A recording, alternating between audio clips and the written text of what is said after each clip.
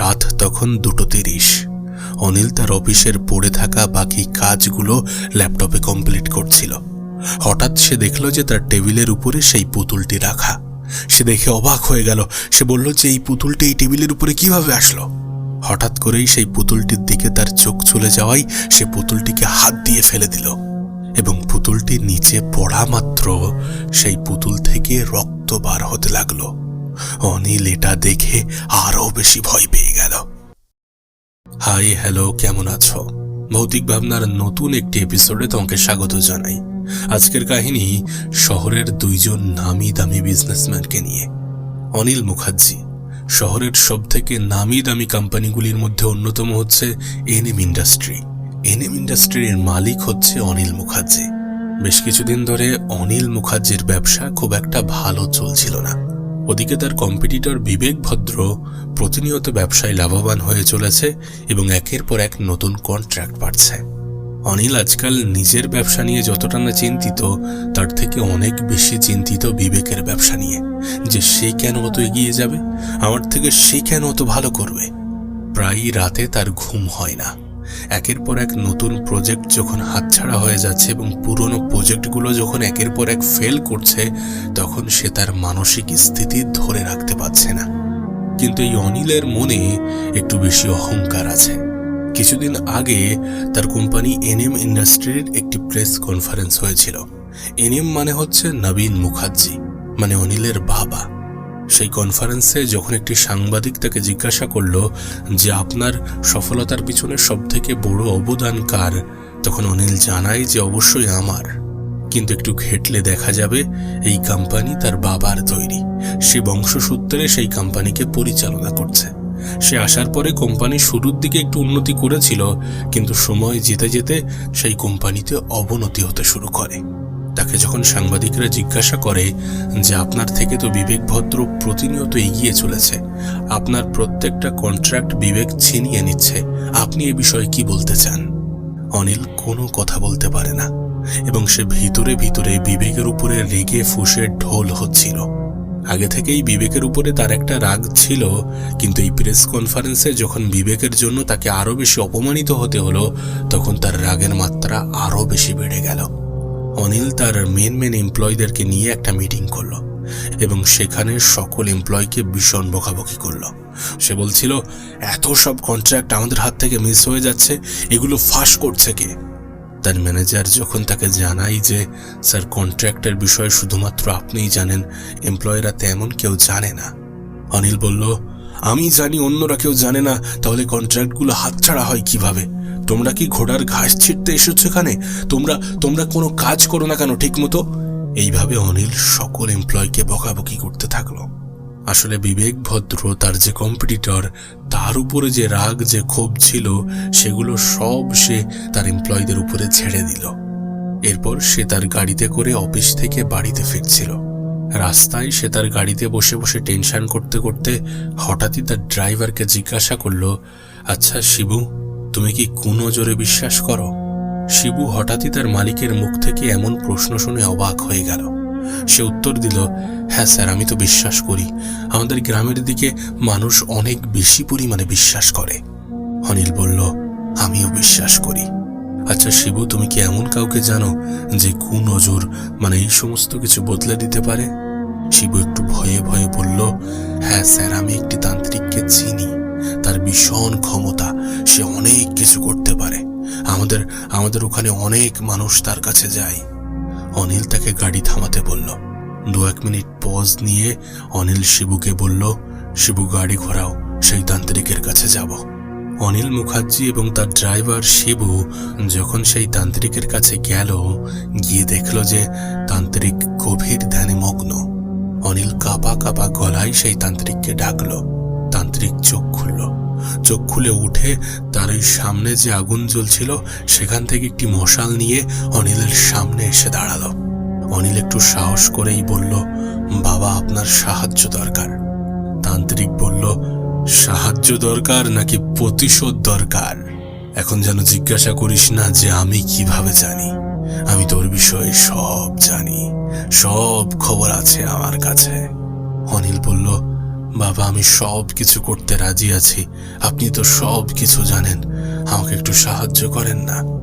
তান্ত্রিক বলল, সব হবে, কিন্তু তুই ভয় পাবি না তো? অনিল বলল, না বাবা, আমি ভয় পাবো না, কোনো সমস্যা নেই, তুই আমাকে একটু সাহায্য করো। এরপর তান্ত্রিক তার ঝুলি থেকে একটি পুতুল বার করলো। পুতুলটির গায়ে গুটি কতক পিন ফোটানো। তান্ত্রিক বলল, এই পুতুলটি শ্মশানের মাটি এবং চিতার ছাই দিয়ে তৈরি। এই পুতুলটির উপরে যার ছবি লাগাবি তার জীবনে অশান্তি নেমে আসবে, তার জীবন ধ্বংস হতে শুরু করবে। কিন্তু একটা কথা মনে রাখিস, এই পুতুল কিন্তু তোকে বারবার ভয় দেখাবে। তুই যদি ভয় পাস তাহলে এই জাদু কিন্তু উল্টো হয়ে যেতে পারে। যাই হয়ে যাক না কেন, ভয় যেন পাবি না। এটা শোনার পরে অনিল একবার তার ড্রাইভারের দিকে তাকাই, একবার সেই তান্ত্রিকের দিকে তাকাই, এবং অনিল হাসতে হাসতে বলে, আমি ভয় পাবো না, আমি ভয় পাবো না। তান্ত্রিক বলে, যা, সব সমস্যার সমাধান হয়ে যাবে। এরপর অনিল বাড়ি ফিরে বিবেকের একটি ছবি সেই পুতুলের গায়ে এক্সট্রা একটি পিন ব্রেক দিয়ে লাগিয়ে দেয়।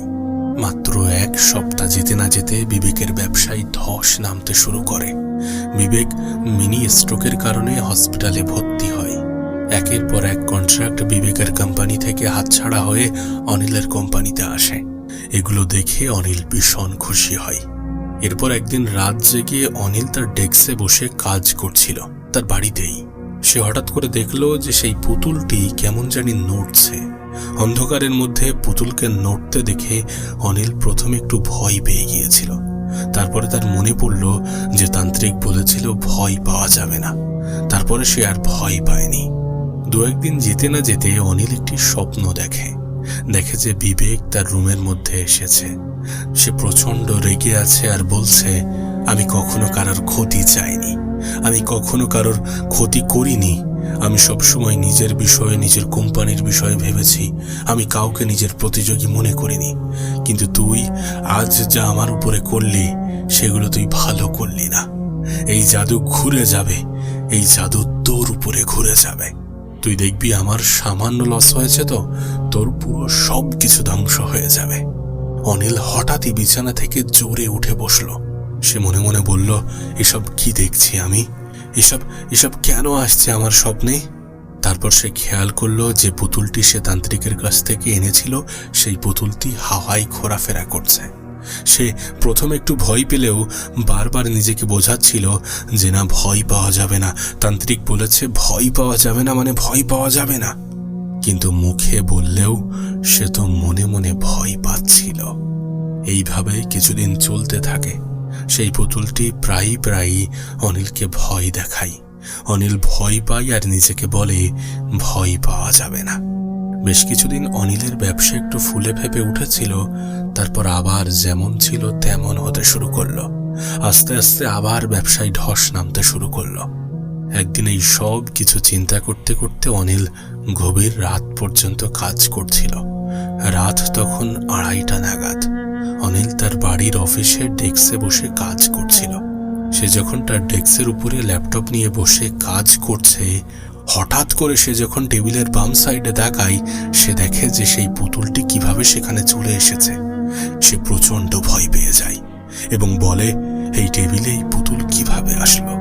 অনিলের মনে হচ্ছে যে সেই পুতুল তার দিকে তাকিয়ে যেন হাসছে। অনিল সঙ্গে সঙ্গে হাত দিয়ে সেই পুতুলটাকে নিচে ফেলে দেয়। পুতুলটির নিচে পড়া মাত্র পুতুল থেকে রক্ত বার হতে থাকে এবং পুতুলটির ঘাড় একদম 180 ডিগ্রি ঘুরে যায়। এসব দেখা মাত্র অনিল ভয়ে চিল্লিয়ে ওঠে। অনিল বলতে থাকে, না, এসব কি হচ্ছে, এসব কি হচ্ছে, না। তখনই রুমের মধ্যে একটি আওয়াজ বাজতে থাকে, সেই তান্ত্রিকের আওয়াজ। তোকে বলেছিলাম না যে ভয় পাবি না? তোকে কতবার বলেছি যে ভয় পাবে না, ভয় দেখাবে। যদি ভয় পাস তাহলে জাদু ঘুরে যাবে। তোকে কতবার বলেছি যে ভয় পেলে জাদু উল্টো হয়ে যাবে, জাদু উল্টো হয়ে যাবে, জাদু উল্টো হয়ে যাবে। অনিল তার হাত দিয়ে মুখ ঢেকে এবং বলে যে আমি কিচ্ছু করিনি, আমি কিচ্ছু করিনি, আমি কিচ্ছু করিনি, আমি কিচ্ছু জানি না। রুমের মধ্যে ভীষণ জোরে বাতাস বইছে। আর অনিল চেয়ার থেকে নিচে পড়ে গিয়ে হাত দিয়ে মুখ ঢেকে বলছে, আমি কিচ্ছু করিনি, আমি কিচ্ছু জানি না। এরই মধ্যে সেই পুতুলটি একদম অনিলের সামনে বাতাসে ভাসে, অনিলের দিকে পিছন ফিরিয়ে। অনিল চোখ খুলে দেখে যে সেই পুতুলের উপরে এখন আর বিবেকের ছবি নেই, এখন তার নিজের ছবি। এটা দেখার পরে অনিল ভয়ে চিৎকার করে, ভীষণ জোরে চিৎকার করে। আর অনিলের ঘরে দুইজন মানুষের আওয়াজ বাজে, একজন তান্ত্রিক এবং অপরজন বিবেক। তান্ত্রিক বলে, বলেছিলাম ভয় পাবি না। আর বিবেক বলে, অন্যের ক্ষতি করে ভালো থাকা যায় না, অন্যের ক্ষতি করে ভালো থাকা যায় না। পরদিন সকালে যখন অনিলের চোখ খোলে, তখন দেখে সে হসপিটালের বেডে শুয়ে আছে। দু একদিন হসপিটালে থাকার পরে সে বাড়িতে ফিরে আসে। এরই মধ্যে তার ব্যবসার বেহাল দশা। একের পর এক প্রজেক্ট বন্ধ হতে থাকে, একের পর এক ব্রাঞ্চ বন্ধ হতে থাকে। তার কোম্পানি আস্তে আস্তে ঋণের মধ্যে ডুবে যেতে শুরু করে। এমনভাবে 2 মাস অতিবাহিত হয়। 2 মাস পরে অনিল নিজেকে ব্যাংকরাপ্ট ঘোষণা করতে বাধ্য হয়। এখন প্রায়ই অনিলের স্বপ্নে বিবেক আসে এবং এসে ওই একটা কথাই বলে, অন্যের ক্ষতি করে কখনো ভালো থাকা যায় না, না অন্যের ক্ষতি করে কখনো ভালো থাকা যায় না।